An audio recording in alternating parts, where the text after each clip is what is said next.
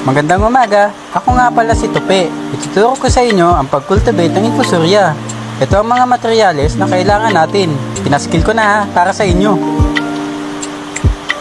Ayan, kukuha na tayo ng tubig galing sa aquarium. Remember ha, galing sa aquarium.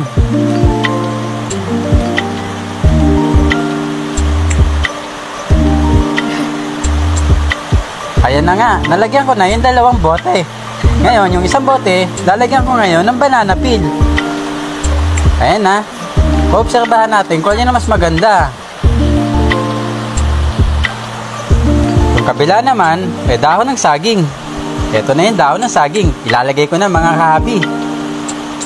Ngayon, nililipat natin sila ngayon sa nasisikatan ng araw. Para hindi sila malagyan ng lamok, magpaprovide tayo ng pangtakip. Ito na yung pangtakip. Ayan, ang bilis ko, di ba? Aantayin natin yan within 1 week.